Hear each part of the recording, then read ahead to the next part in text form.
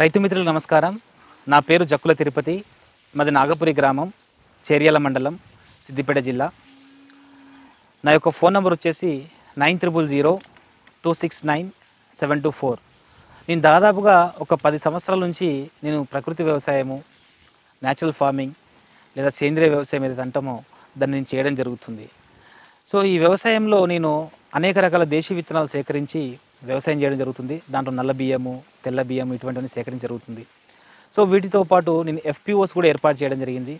ఒక దాదాపుగా మా సిద్దిపేట జిల్లాలో చాలా ఎఫ్‌పిఓస్ ఏర్పాటు చేసి నేను ఒక ఎఫ్‌పిఓకి చైర్మన్‌గా కూడా ఉండడం జరుగుతుంది. సో ఈ క్రమంలో రైతులకు ఉన్నటువంటి సమస్యలు ఏమిటి?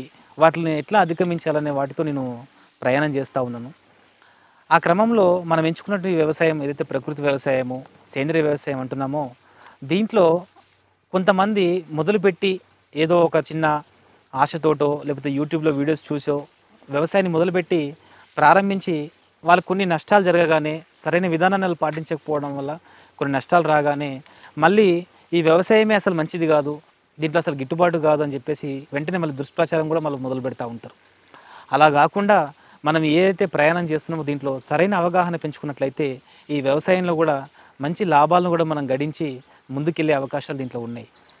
ఎట్లా అంటే ఎప్పుడైతే మనం ప్రకృతి వ్యవసాయం కానీ మనం ప్రారంభించామనుకోండి, దీన్ని మొట్టమొదటగా మనకి తెలిసినంత వరకు సుభాష్ పాలేకర్ గారు, శ్రీ విజయరామ్ గారు దీన్ని పెద్ద ఎత్తున దీన్ని బాగా ప్రమోట్ చేయడం జరిగింది.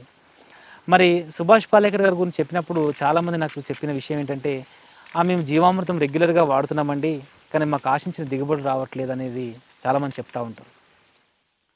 మన ప్రకృతి వ్యవసాయం ప్రారంభించే ముందుగా మనందరూ తెలుసుకోవాల్సిన విషయం ఏంటంటే, భూమి ఆరోగ్యంగా ఉండాలండి.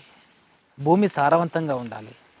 భూమి ఎక్కువ పోషకాలతో ఉన్నట్లయితే, ఆ పోషకాలు మొక్కకు అందుబాటులోకి వచ్చే వ్యవస్థ అక్కడ ఏర్పాటు చేసినట్లయితే, అప్పుడు మాత్రమే మనం ఆశించిన దిగుబడులు బాగా వస్తాయి. మొక్కలు మంచిగా ఎదుగుదల బాగుంటుంది. అది ఎలా అంటే, ఇప్పుడు మనం చూసినట్లయితే మనకు పాలేకర్ గారు మనం వ్యవసాయం ప్రారంభించే ముందు 4 దశలు చెప్తారు. ఒకటి బీజశుద్ధి అంటారనమాట. అంటే బీజశుద్ధి అంటే విత్తనాన్ని ఎంపిక చేసుకున్న విత్తనం మంచి బలమైనది ఉండాలా. ఆ విత్తనంని విత్తన శుద్ధి చేసి మనము నారుమడిగన లేక నాటుకోవడం అనేది ఉంటుందన్నమాట, విత్తుకోవడం.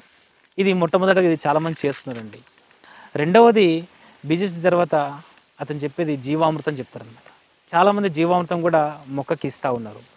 తర్వాత వాప్స, సరైన తేమను మనం మెయింటైన్ చేయాలి. ఇప్పుడు చాలా మొక్కలు ఇప్పుడు మేము వర్షాధారంతో కంది పండిస్తాము, కానీ మేము అక్కడ తేమ సరిగ్గా మెయింటైన్ చేయలేము.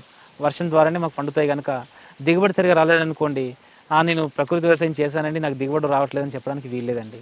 ఎందుకంటే మనం సరైన తేమ కూడా ఇవ్వాలి, మూడో అంశం కింద అతను చెప్పాడు. ఇంకా ఫోర్త్ పాయింట్ చాలా ముఖ్యమైన పాయింట్ ఏంటంటే ఆచ్ఛాదన అని చెప్పాడండి. ఈ ఆచ్ఛాదన అనేది చాలామంది రైతులు మర్చిపోతూ ఉంటారు. అంటే హార్టికల్చర్ల దగ్గర ఈ ఆచ్ఛాదన చేయగలుగుతారు, కానీ వరి పంటలు, కంది పంటలు అంటే ఎవ్రీ ఇయర్ క్రాప్స్ని మనం చేంజ్ చేసే దగ్గర ఆచ్ఛాదన చేయలేకపోతూ ఉన్నాం.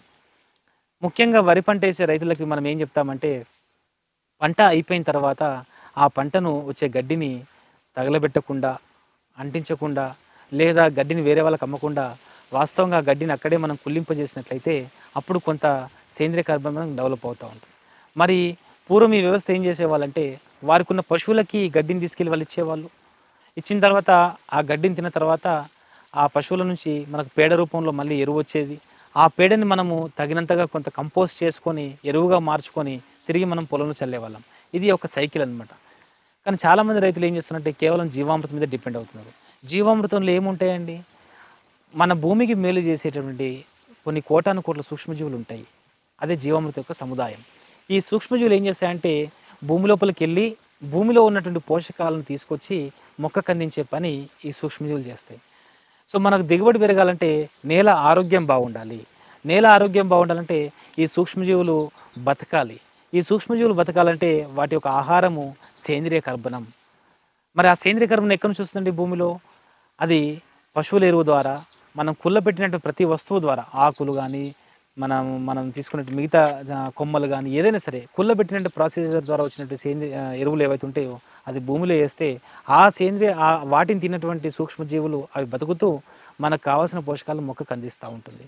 సో ఇది చేయకుండా కేవలం జీవామృతమే వాడుతూ మాకు దిగుబడులు రావట్లేదండి, మేము దీన్ని వదిలేస్తున్నామని చెప్పేసి ఒక సమస్య చెప్తా ఉంటారు. కానీ అలా కాకుండా ఈ 4 పద్ధతుల్ని పూర్తిగా మనము ఫాలోఅప్ చేస్తేనే మనకు దిగుబడులు వస్తూ ఉంటాయి. మరియు దీంతోపాటు ప్రతి ఒక్కరు వ్యవసాయం చేసే ముందు నా సూచన ప్రకారము భూమిని ఒకసారి పరీక్ష చేసుకోండి.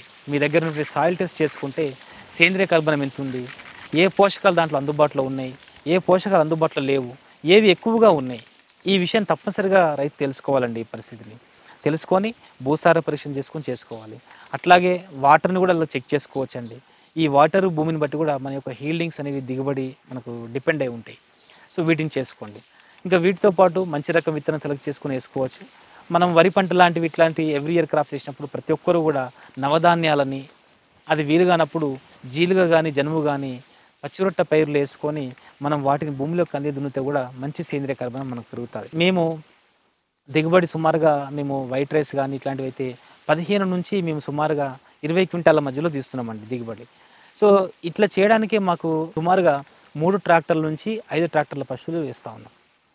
సో ప్రతి రైతు కూడా పశువుల ఎరువుల తోలిస్తే భూమిలో మంచి సేంద్రియ కర్బనం పెరుగుతుంది. మనం ఇచ్చినటువంటి జీవామృతం సరైన విధంగా ఉపయోగపడుతుంది అనమాట. సో ఇట్లాంటి చిన్న చిన్న మెలకువలు పాటించి రైతులు మంచి దిగుబడులు సాధించుకోవాలి.